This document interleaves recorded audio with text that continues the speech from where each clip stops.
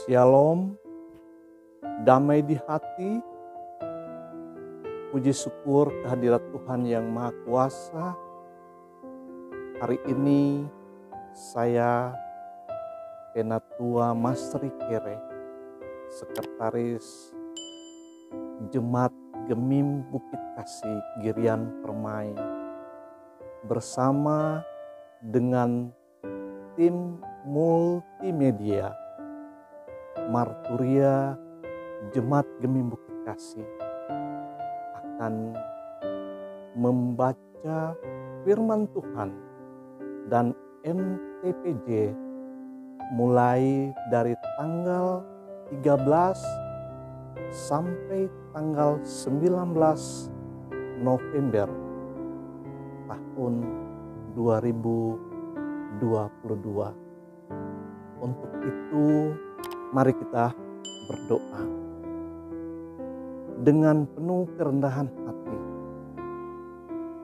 Hamba-Mu saat ini bersama dengan tim multimedia Marturia Jemaat Gemim Bukit Kasih menyapa jemaat Tuhan dalam rangka membaca firman Tuhan dan MTPJ dari tanggal 13 sampai tanggal 19 November 2022. Untuk itu ya Tuhan, pimpin dan urapi hamba-Mu, bahkan seluruh pendengar sekalian, agar firman Tuhan ini boleh menjadi bagian dalam kehidupan kita, bahkan saudara-saudara sekalian. Bersabdalah Engkau ya Tuhan, kami siap untuk mendengar. Di dalam nama Tuhan kami Yesus Kristus kami berdoa kepadamu. Haleluya, amin.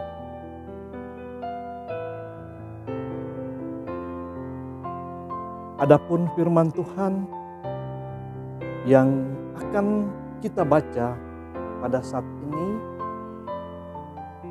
adalah Kitab Kudus Perjanjian Baru, Kitab Galatia pasal 6 ayat 1 sampai ayat yang ke-18. Dengan dua perikop, saling membantulah kamu dan peringatan dan salam. Saudara-saudara, kalaupun seorang kedapatan melakukan suatu pelanggaran, maka kamu yang rohani harus memimpin orang itu ke jalan yang benar dalam roh lemah lembut, sambil menjaga dirimu sendiri supaya kamu juga jangan kena pencobaan. Bertolong-tolonglah menanggung bebanmu, demikianlah kamu memenuhi hukum Kristus. Sebab kalau seorang menyangka bahwa ia berarti, padahal ia sama sekali tidak berarti, ia menipu dirinya sendiri. Baiklah, tiap-tiap orang menguji pekerjaannya sendiri, maka ia boleh bermegah melihat keadaannya sendiri dan bukan melihat keadaan orang lain. Sebab tiap-tiap orang akan memikul tanggungannya sendiri. Dan baiklah dia yang menerima pengajaran dalam firman, membagi segala sesuatu yang ada padanya dengan orang yang memberikan pengajaran itu. Janganlah sesat. Allah tidak membiarkan dirinya dipermainkan, karena apa yang ditabur orang itu juga yang akan dituainya. Sebab barang siapa menabur dalam dagingnya, ia akan menuai kebinasan dari dagingnya. Tetapi barang siapa menabur dalam roh, ia akan menuai hidup yang kekal dari roh itu. Janganlah kita jemu-jemu berbuat baik, Karena apabila sudah datang waktunya, kita akan menuai. Jika kita tidak menjadi lemah. Karena itu, selama masih ada kesempatan bagi kita, marilah kita berbuat baik kepada semua orang, tetapi terutama kepada kawan-kawan kita seiman. Lihatlah bagaimana besarnya huruf-huruf yang kutulis kepadamu dengan tanganku sendiri. Mereka yang secara lahiriah suka menonjolkan diri, merekalah yang berusaha memaksa kamu untuk bersunat, hanya dengan maksud supaya mereka tidak dianiaya karena salib Kristus. Sebab mereka yang menyunatkan dirinya pun tidak memelihara hukum Taurat, tetapi mereka menghendaki supaya kamu menyunatkan diri, agar mereka dapat bermegah atas keadaan yang lahiri. Tetapi aku sekali-kali tidak mau bermegah selain dalam salib Tuhan kita Yesus Kristus. Sebab oleh dunia telah disalibkan bagiku dan aku bagi dunia. Sebab bersunat atau tidak bersunat tidak ada artinya, tetapi menjadi ciptaan baru itulah yang ada artinya. Dan semua orang yang memberi dirinya dipimpin oleh patokan ini, turunlah kiranya damai sejahtera dan rahmat atas mereka dan atas Israel milik Allah. Selanjutnya, janganlah ada orang yang menyusahkan aku, karena pada tubuhku ada tanda-tanda milik Yesus. Kasih karunia Tuhan kita Yesus Kristus menyertai roh kamu, saudara-saudara. Amin.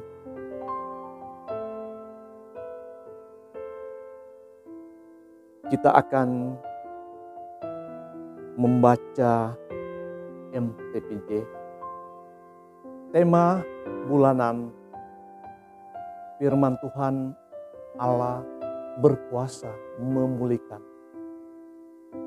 Tema mingguan, janganlah kita jemu-jemu berbuat baik. Galatia pasal 6 ayat 1 sampai ayat yang ke-18. Alasan pemilihan tema, manusia sebagai makhluk sosial tidak dapat hidup seorang diri, dilahirkan oleh seorang ibu dan bertumbuh dalam lingkungan keluarga dan masyarakat. Nilai dan norma lingkungan membentuk kepribadian dan perilakunya. Dunia saat ini seperti kampung besar, sekat-sekat budaya, nilai dan norma menjadi nisbi atau relatif. Zaman ini yang diwarnai oleh era disruptif, berubah-ubah, dan semangat kompetisi, persaingan mempengaruhi moral dan etika manusia. Persaingan ibarat peperangan atau perlombaan yang kuat dalam segala hal akan menyingkirkan yang lemah. Oleh sebab itu, manusia cenderung mempertahankan hidup dengan berbagai cara. Terkadang manusia berada dalam posisi dilematis, berbuat baik, mempertahankan kebenaran, dapat tersingkir dari persaingan atau tidak menguntungkan, sementara tidak berbuat baik bertentangan dengan iman. Menghadapi budaya seperti itu, maka gereja perlu mengingatkan firman Tuhan agar janganlah kita jemu-jemu berbuat baik. Pembahasan tematis, pembahasan teks Alkitab. Sapaan saudara-saudara artinya jemaat Galatia adalah persekutuan saudara seiman yang terikat oleh keyakinan kepada Yesus Kristus yang menderita mati di kayu salib, dikuburkan, bangkit, dan naik ke surga. Tidak ada manusia yang sempurna karena masih hidup dalam daging dan tinggal dalam dunia yang jahat. Dan Yesus Kristus telah menyerahkan dirinya karena dosa-dosa kita untuk melepaskan kita dari dunia jahat yang sekarang ini menurut kehendak Allah dan Bapa kita. Galatia 1 ayat 4. Kendati orang percaya hidup dalam iman, namun tidak kebal terhadap cobaan dan godaan yang dapat melakukan pelanggaran atau tindakan tidak sesuai dengan kehendak Allah. Rasul Paulus menasihatkan dan mengingatkan tugas orang beriman adalah saling menolong, membantu, menopang saudara seiman yang kedapatan melakukan pelanggaran atau jatuh ke dalam dosa. Memimpin orang itu ke jalan yang benar dalam roh lemah lembut. Kata asli Yunani, memimpin ke jalan yang benar.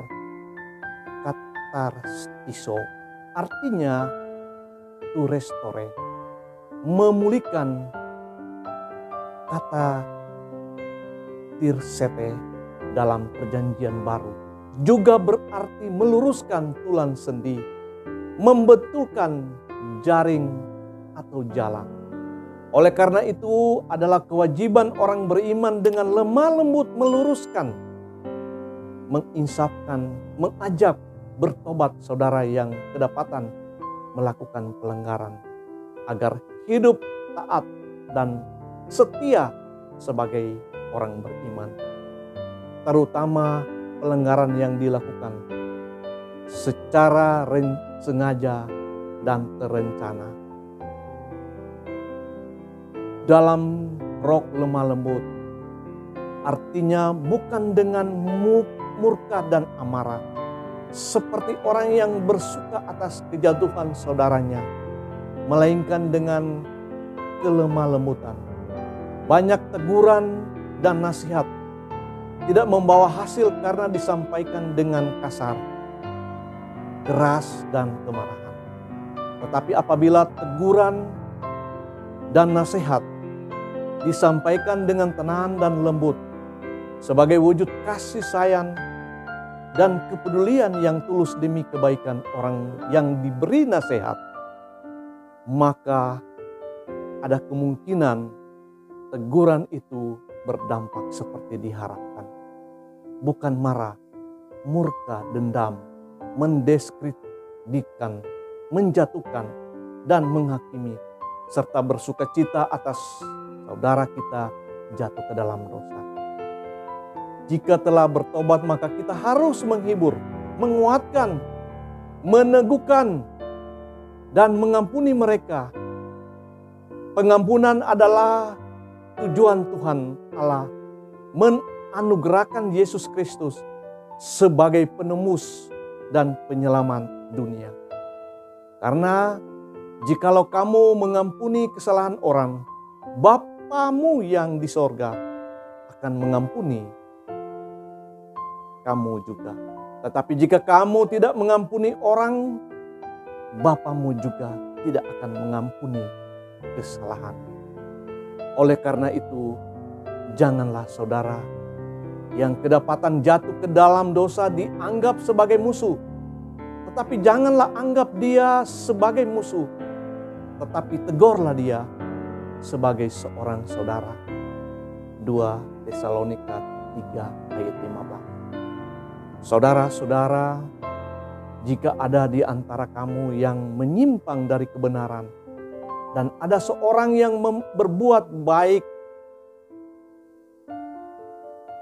dia berbalik, ketahuilah bahwa barang siapa membuat orang berdosa berbalik dari jalannya yang sesat, ia akan menyelamatkan jiwa orang itu dari maut dan menutupi banyak dosa.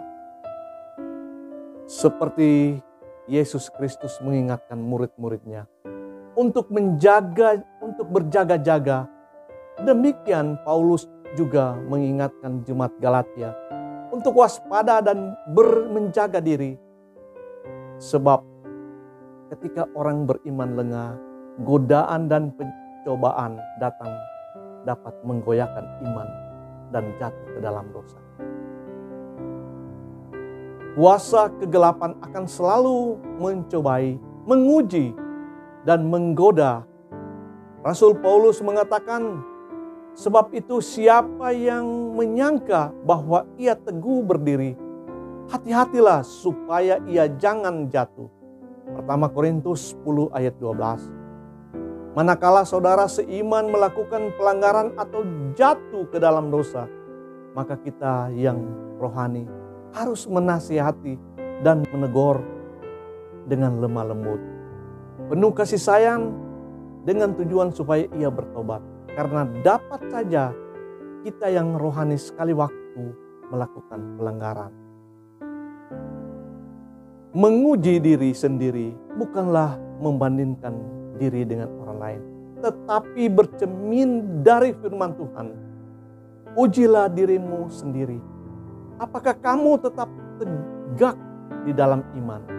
Selidiklah dirimu. Apakah kamu tidak yakin akan dirimu bahwa Kristus Yesus ada di dalam diri kamu? Sebab jika tidak demikian, kamu tidak tahan uji. Jika kita bercermin diri dari orang lain, kita dapat jatuh pada kesombongan rohani dan melecehkan saudara seiman. Di hadapan manusia, orang beriman dapat menutupi dengan rapi pelanggaran dan dosa. Tetapi tidak ada tersembunyi di hadapan Tuhan Allah. Orang beriman dapat saja bagian luarnya menampilkan kehidupan rohani, tetapi bagian dalam hidupnya dan di tempat yang tersembunyi menabur atau hidup menurut keinginan dagingnya. Rasul Paulus katakan, kehidupan seperti itu mempermainkan Allah, dan apa yang ditaburnya akan dituainya. Dan baiklah dia yang menerima pengajaran dalam firman, membagi segala sesuatu yang ada padanya dengan orang yang memberikan pengajaran itu. Pengajar firman dalam konteks ini adalah orang memberi diri sepenuhnya untuk memberitakan Injil Yesus Kristus. Apa yang harus ia beritakan adalah firman. Apa yang ia nyatakan adalah maksud Allah.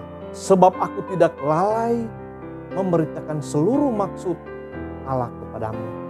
Firman Allah satu-satunya patokan hidup beriman. Karena itu hamba Tuhan harus membuka dan mempelajari Alkitab yang berisi firman Tuhan Allah dan diaplikasikan untuk membangun iman saudara yang dilayani. Hamba Tuhan hanyalah boleh didengar sejauh berbicara sesuai dengan firman Tuhan Allah. Bertekunlah dalam membaca kitab-kitab suci, dalam membangun dan dalam membaca kitab-kitab suci dan mengajar. Hamba Tuhan tidak boleh memusingkan diri dengan soal-soal penghidupan. Ikutlah menderita sebagai seorang prajurit yang baik dari Kristus Yesus. Seorang prajurit yang sedang berjuang, tidak memusingkan dirinya dengan soal-soal penghidupannya, supaya dengan demikian ia berkenan kepada komandannya. Karena itu pantas dan wajar jika hamba Tuhan yang telah menaburkan benih rohani bagi orang lain menuai hasil duniawi dari orang yang dilayani. Sebab tidak tahukah kamu bahwa mereka yang melayani dalam tempat kudus mendapatkan penghidupan dari tempat kudus itu, dan bahwa mereka yang melayani mezbah mendapat bahagian mereka dari mezbah itu. Demikian pula Tuhan telah menetapkan bahwa mereka yang memberitakan Injil harus hidup dari pemberitaan Injil. Janganlah kita jemu-jemu kata Yunani untuk jemu-jemu berasal dari bentuk kata enkakeo. Kata itu juga dapat diterjemahkan sebagai menjadi lembah, menjadi lelah. Idenya adalah kehilangan motivasi dalam melanjutkan pola perilaku yang diinginkan. Kehilangan antusiasme, berkecil hati, ungkapan berbuat baik dalam konteks ini. Fokusnya tentang hidup oleh roh, yaitu memulihkan saudara yang bersalah, menanggung beban orang lain, menanggung beban sendiri, dan secara finansial mendukung mereka yang mengajarkan firman. Berbuat baik bukan supaya diselamatkan orang. Orang percaya diselamatkan hanya oleh anugerah. Sola gratia yang dibaharui hidupnya oleh Roh Kudus. Akan menghasilkan buah kebaikan. Tantangan yang dihadapi orang beriman adalah jemu, bosan, tidak suka lagi, atau jenuh. Baik melakukan kebaikan maupun pekerjaan rutin, makanan, dan lain sebagainya. Faktor penyebab utama adalah kelelahan, kehilangan selera, motivasi, antusiasme, dan selalu menginginkan sensasi yang baru. Jangan jemu berbuat baik adalah ajakan untuk berpuas diri, bersyukur dan menikmati apa yang ada sambil waspada dan berjaga-jaga agar jangan jatuh ketika menghadapi cobaan dan godaan untuk menyenangkan daging dengan cara yang tidak sesuai dengan kehendak Yesus Kristus. Orang beriman yang tidak jemu-jemu berbuat baik akan senantiasa setia, taat, tidak menjadi lemah dan lelah, melakukan kebaikan, menjadi lemah atau menyerah. Dalam perjuangan iman secara hurufiah berarti berhenti bekerja karena kelelahan dan kejenuhan. Rasul Paulus mengatakan orang yang terus bekerja akan mendapatkan upah. Demikian juga dalam perjuangan iman.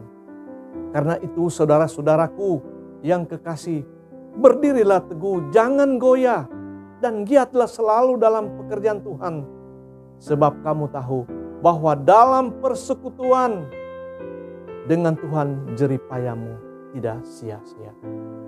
Pertama Korintus 15 ayat 58. Megah artinya mengagumkan, kuat, mulia, mazmur, masyur. Bermegah dapat berarti positif dan negatif. Berarti positif adalah bermegah dalam salib Tuhan Yesus Kristus. Mati dan bangkit mengalahkan maut bagi keselamatan manusia. Berarti negatif jika suka menonjolkan diri secara lahiriah dengan mengandalkan kekuatan, mencari kemasyhuran diri. Orang beriman adalah ciptaan baru karena kamu telah menyucikan diri oleh ketaatan kepada kebenaran sehingga kamu dapat mengamalkan kasih persaudaraan yang tulus ikhlas. Hendaklah kamu bersungguh-sungguh saling mengasihi dengan segenap hatimu karena kamu telah melahirkan kembali bukan benih yang fana tetapi dari benih yang tidak fana oleh firman Allah yang hidup dan yang kekal. Makna dan implikasi firman. Persekutuan orang beriman didasarkan atas ikatan persaudaraan oleh darah Yesus Kristus. yang telah ditumpahkan bagi keselamatan kita. Persaudaraan sebagaimana kehidupan dalam keluarga, orang tua, kakak yang kuat akan melindungi adik yang lemah. Adik yang lemah dan polos merupakan sumber sukacita yang butuh tuntunan dan pertolongan dengan kasih sayang. Adik akan selalu dengar-dengaran kepada orang tua dan kakaknya. Sebagai saudara seiman, maka perasaan solidaritas, belas kasihan, dan empati harus senantiasa dipupuk dan dikembangkan agar yang kuat melindungi, menuntun, menolong dengan lemah lembut dan penuh kasih sayang. Sementara yang lemah patut mendengar, menerima teguran dan nasihat, serta rela mengubah cara hidup dan perilaku yang tidak baik, baik bagi dirinya sendiri maupun kepada sesama saudara seiman, lebih kepada Tuhan Yesus. Sebagai manusia yang masih hidup dalam daging, maka godaan dan cobaan akan selalu ada dan datang. Sadar dan berjaga-jagalah. Lawanmu si iblis berjalan keliling sama seperti singa yang mengaum-ngaum dan mencari orang yang dapat ditelannya. Salah satu cara berjaga-jaga adalah selalu membaca, merenungkan, berkaca dari firman Tuhan dalam Alkitab dan menjadi pelaku firman Tuhan. Hamba Tuhan yang bekerja memberitakan firman Tuhan atau mengajar firman adalah orang yang memberi dirinya sepenuhnya memberitakan firman dan maksud Tuhan Allah. Karena itu hamba Tuhan yang baik dan benar adalah yang setiap hari membuka dan mempelajari firman Tuhan dalam Alkitab, merenungkannya dan mengaplikasikan dalam kehidupan nyata jemaat yang dilayani, agar iman, sikap moral, dan etika jemaat terpelihara dan terjaga untuk selalu berkenan dan menyenangkan Tuhan Yesus. Hamba Tuhan yang baik dan benar tidak boleh memusingkan diri dengan soal-soal penghidupan. Ikutlah menderita sebagai seorang prajurit yang baik dari Kristus Yesus. Seorang prajurit yang sedang berjuang tidak memusingkan dirinya dengan soal-soal penghidupannya, supaya dengan demikian ia berkenan kepada komandannya. Karena itu pantas dan wajar jika hamba Tuhan yang baik dan benar menuai hasil duniawi dari orang yang dilayani. Sebab demikian pula Tuhan telah menetapkan bahwa mereka yang memberitakan Injil harus hidup dari pemberitaan Injil. Jangan jemu-jemu berbuat baik adalah nasihat untuk tidak lelah, tidak jenuh, tidak kehilangan semangat, antusiasme, tidak berkecil hati. Ungkapan berbuat baik dalam konteks ini fokusnya tentang hidup oleh Roh, yaitu memulihkan saudara yang bersalah, menanggung beban orang lain, menanggung beban sendiri, dan secara finansial mendukung mereka yang mengajarkan firman. Berbuat baik bukan supaya diselamatkan. Orang percaya diselamatkan hanya oleh anugerah yang dibaharui hidupnya oleh Roh Kudus. Jadi melakukan kebaikan adalah buah orang beriman yang telah menerima kasih karunia Tuhan Allah di dalam dan melalui Yesus Kristus. Berbuat baik adalah karakter orang beriman sebagai ciptaan baru, bermegah dalam konotasi kesombongan diri dalam kadar tertentu, mengaburkan dan menyangkal kemuliaan dan kemegahan Tuhan Allah, pencipta dan menyelamatkan manusia dari dosa, sehingga menjadi makhluk yang dimahkotai dengan kemuliaan dan hormat. Karena itu marilah kita bermegah di dalam jalan yang Yesus Kristus teladankan, yaitu untuk meraih kemenangan dan mahkota kemuliaan. Harus taat dan setia, rela menderita mati, dan bangkit bersamanya melawan dosa. Demikian pembacaan MTPJ dalam minggu yang berjalan ini dari tanggal 13 sampai tanggal 19. Tuhan menolong dan memberkati kita semua. Mari kita berdoa. Terima kasih Bapa di surga, pada saat ini kami telah membaca firman-Mu, bahkan MTPJ dalam minggu yang berjalan ini dari tanggal 13 sampai tanggal 19. Terberkati kiranya semua yang mendengar menghayatinya. Untuk itu Tuhan, tolong kiranya perbaharui, perlengkapi kami semua, maupun tim multimedia Marturia Jemaat Imim Bukit Kasih. Di dalam nama Tuhan kami Yesus Kristus. Haleluya. Amin.